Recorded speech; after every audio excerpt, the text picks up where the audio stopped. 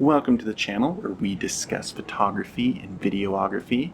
Today we have an interesting topic. We will be discussing the best full-frame camera brand of the three major players, Nikon, Sony, and Canon. Let's jump into it. First one, pros of Canon. All right, lens selection. They have a bunch of new RF lenses you can use, and they're all great. I've yet to hear bad things about any of them. Price point is another thing coming, and you can use their old EF lenses on their new RF mount. So you can get an adapter and you can use all those old ones. We'll get to the limitations with those in the cons. Ergonomics. Canon has good ergonomics. It's not amazing, it's not bad, no complaints. Color science. Canon is known for having good, straight out of camera color on your photos. Great, same with video. Canon also has great autofocus. And they have eye tracking, they have all the good stuff. Face tracking, eye tracking, locks on, birds in flight, whatever it is. Canon's autofocus is great, it's top tier. And with their new mirrorless lineup, because Canon was able to recently make that mount, they accounted for making in-body stabilization. So they have a big mount, and the sensor can sit inside there and move all around without cutting any of the picture off. So it has really, really good IBIS. I think it's 8 stops. Cons of Canon. I call it, many others call it, the Canon Cripple hammer, where on their lower models, even full frame, they will take out certain features so that you upgrade to the next model and spend more money. Good example of this, if you look at the R6 versus the R5, the R6, you cannot do video custom modes, or you only get one. So every time you want to do a video, you basically have to go in and set all your settings again. You can't have, HD 120, 4K 60, 124, 4K, whatever it is. You can't do that on the R6. You have to bump up and you have to spend the extra. I think it's $1,500, $1,000. I think the R5's $3,899 or something. So you have to spend at least $1,300 more to get that feature, which it would cost Canon pennies or dollars to be able to add that feature, which this one thing would make me not want to buy Canon. Just that one thing, that you have to get their top tier stuff to get some of those basic features that some of the other brands do offer. And Canon's dynamic range is a con here. They have the worst out of the three. They also make their own sensors. So Nikon uses Sony sensors, and Sony obviously uses Sony sensors. Canon generally has the worst dynamic range. In this day and age, it's still really, really good compared to, 10 years ago. So that's a small gripe. It still has good dynamic range. It's just not as good as the other two. And we were talking about IBIS earlier, how they get 8 stops of IBIS, which is awesome. But they have had, and I don't know if Canon's had an update for it, they have had issues with a thing called, everyone calls it Wobble. You can get on YouTube and you can look this up. Basically, because that sensor is moving around so much, things in the background warp really, really bad. And it's very noticeable. But you can look on YouTube and stuff. I don't know if they have a fix for it. They probably will in the future. Let's move on to Sony. Awesome dynamic range. They make their own sensors. They get the cream of the crop, and they have good stuff. Some people don't like their color science, but if you YouTube this or Google it, you can look at many videos. Plenty of professional photographers have been shown multiple images of Canon versus Sony, and they can't tell the difference. So I think color science is a dumb reason to go with a certain brand. But Sony has awesome sensors. They have great dynamic range. They get awesome ISO performance, and they have so many different cameras at different price points. You can get something at 24 megapixels, something at 33, and then they have their super high resolution ones if you want to print super, super big on billboards, and then they have the middle tier ones. They have a great lineup of different sensors. Second thing is a pro. They're compact. Depends which one on ergonomics, but so you can get really, really small, powerful cameras. Both of the other brands, Canon I'd say is middle tier. Sony is definitely on the lower end for ergonomics, but their cameras are small and compact. You can pack them up easier and get them placed, and they usually are lighter. Something not a lot of people talk about. This is for video, so if you're only doing photo, bear with me. Sony has something called clear image zoom, and I really think that Harry Potter got a job at Sony and he did some dark arts in there, because I don't get how they do it. So what clear image zoom is, you have, and some people aren't going to like it, some people don't have use for it, but if you do wildlife or sports, you probably will like this feature. You can, in 4K 60, So you have your normal crop in 4K 60, I can't remember what it is, 1.5 times or something, right? And then you can zoom in 1.5 times more. So I have a 600 mil lens, I think you're around 900, and then I get 1.5 on top of that. So I'm like 1300-ish millimeters, and that is great for wildlife, which is what I really like to shoot. In HD 60, you can clear image zoom 2 times, but there's another kicker to that. In HD 60, you can also go into APS-C mode. So let's just do the math. You have a 600 mil lens. APS-C mode puts you at 1.5 times already, so now you're at 900 millimeters.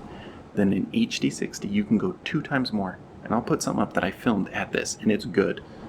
HD 60, and you can do 2 times. So you're already at 900, you're shooting at 1800 millimeters and still getting high def video. They say it's as good or close to what it is, and I'll tell you, when I shoot in the 4K and I use the clear image zoom, it is flipping good. I mean, I don't know that it's as good if I didn't use it at all, but it's way better than if I filmed it in 4K and then I cropped into that. So if you use the clear image zoom, you get a way better video if you need to be that tight. Where it lacks is you use a lot of the autofocus kind of stinks. You don't get all the different points. It's just kind of a box in the middle, and it just kind of does it for you. So you lose some of the autofocus capabilities when you use the clear image zoom. No other brand, to my knowledge, I think Nikon and Canon, you can probably do the APS-C mode, but I don't know anyone else who does the clear image zoom where you can actually get clear footage.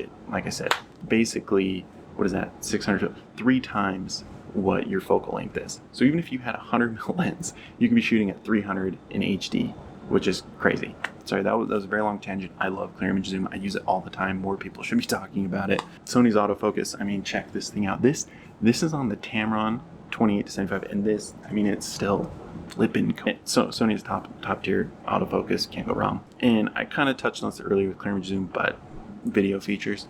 Sony usually packs their cameras full of good video features. They're known for video. They have a lot of good hybrid cameras that can do video and photo, and they even have cameras that are just video centric. You know, you have the A7, I think it's the A7C, and they have the A7S line, A7S3, or has that little not tiny, they have the 12 megapixel sensor, so it does really, really good in low light. It's really, really good for video. You don't get as many crops. Some people don't want the crop if you're filming, you know, normal things that aren't wildlife or sports. Cons of Sony, there are some. It's not perfect. The biggest thing for me when I was deciding, one of the major factors is Sony's E-mount.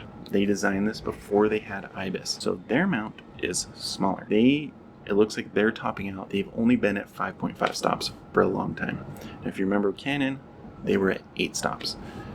And I don't think Sony's is getting any better. Anything that they do IBIS-wise is probably going to have to be done digitally from here on out. They're either going to have to change the mount or it's going to have to be done digitally. I can't remember what they call it. They have some software where they will smooth out your footage for you. And it is because of that. But it is a digital zoom. It's really, really good software. From what I've seen, I've never used it. I usually just use DaVinci Resolve, and it smooths out footage great too, which is cool. So keep that in mind. There's plenty of digital and free softwares that will smooth out your footage afterwards if you want to take that extra step. Photo, if you're in low light and your subject is static, Canon and Nikon are going to have better IBIS. Ergonomics, this is a small gripe, and it depends on the camera. Sony's ergonomics have changed a bunch on each camera. So I have the A7 IV. I personally like it. It doesn't bother me at all. I guess maybe when you have a bigger lens, my fingers fit in there just nice. I don't have an issue with it. If you have bigger hands, I'll put them in tiers. Nikon is hands down top tier ergonomics, then there's Canon, then there's Sony, but it's a small thing. I don't mind it. Menu system. So this is similar to ergonomics. It depends on which camera you get. The A7 IV, they updated the menu system, and it's not bad at all. I don't have an issue with it, but the past one. So if you get anything older than the A7 IV, so if you get the A7 III, it has the old crappy menu system, and you're gonna have to deal with it, and it sucks. The other 2 cameramans have a much better menu system, and I would put Canon at the top, then Nikon, Sony crappy menu system. But their new one is par.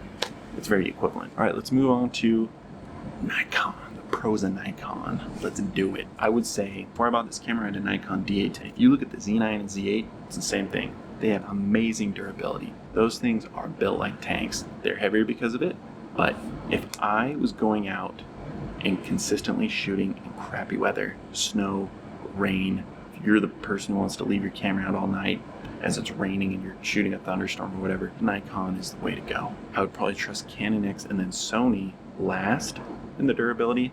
They all are weather sealed. They're all supposed to do it, but Nikon does it best. Dynamic range. Nikon uses Sony sensors. Sony sensors have great dynamic range. They generally, I feel like they're not, Nikon uses different sensors than what Sony has in their cameras, so I don't know exactly what's going on. I would imagine Sony saves the best for themselves, but Nikon still has really good dynamic range, really good ISO performance. Lens selection, and we'll do ergonomics as well. Ergonomics are great. I'd say they're the best. I think I mentioned that earlier. They are beefy cameras you can hold, and now that they have the Z9, a lot of people were kind of bugged because it was massive. It came with the battery, the second battery pack thing hooked. You couldn't take it off.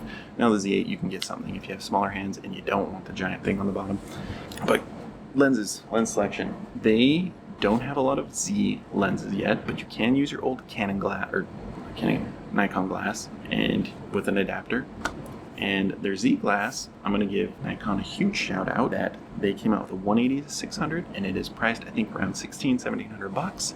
That is sweet. I'm going to give another shout out, sorry we're going backwards a little bit, to Sony because they have the 200 to 600 priced at I think $1,800, and Canon gets a big old thumbs down because they have a 100 to 500 f7.1 that they priced at $28.99. I think it's on sale right now because of Nikon's new release. It's on sale for I think $2,500. Thank you so much, Canon, for still being like $700 more than the next person and having a shorter focal length and a smaller aperture. You're an f7.1. The Nikon and Sony are both 6.3, so that's another stinker for Canon. But we're on Nikon. IBIS. They have the same thing with Canon. They recently came out with their new mirrorless mount, and they were able to make a big giant one, and that sensor can move all about without cutting off the image. So they have really, really good IBIS too, better than Sony. Cons of Nikon. We move on to the cons of Nikon. Autofocus. The new Z8 and Z9 are really good. They're still below Canon and Nikon, but it's good. It's doable. You can still do birds in flight. It still has eye tracking, all kinds of cool stuff. It's still just right below both of those. If the Z6 and Z7, the D810, D850, their autofocus is not even close to what Canon and Nikon's is. So unless you're getting the Z8 or Z9 and autofocus is important to you, you should probably go with the other two brands. That's really it. I mean, Nikon has very little cons. Great dynamic range. Some people complain about the size of the bodies. I personally like that. AF, that's it. I'm going through and editing the video right now, and I missed a couple of points that are very important.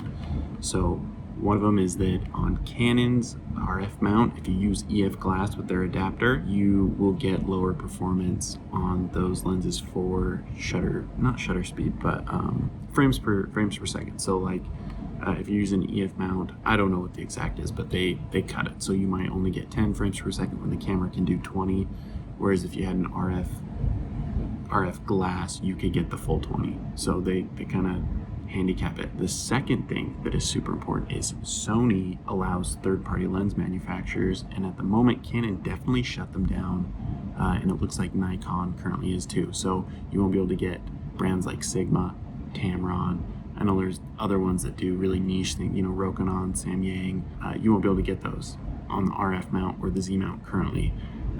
Canon and Nikon want all the money for themselves. They want you to use their lenses. So if you're more budget oriented, Sony takes the cake for this one. You can get Sigma, Tamron, all those other third-party lens manufacturers, and you can get really, really good glass for not a ton of money, which is great. To kind of wrap up this whole video, the camera brand that's best for you depends on each person. It depends your setup, it depends on your budget. It depends what you already have. If you already have some old Canon glass and old Nikon glass and you want to keep it and you want to use it, then it's going to weigh pretty heavy on what you want to get, because then you don't have to invest all that money and sell all your stuff. So I hope you found this helpful. As someone who researched the crap out of cameras before I bought mine, I hope you found this useful. Like, subscribe if you liked it, and I will come out with some more videos soon.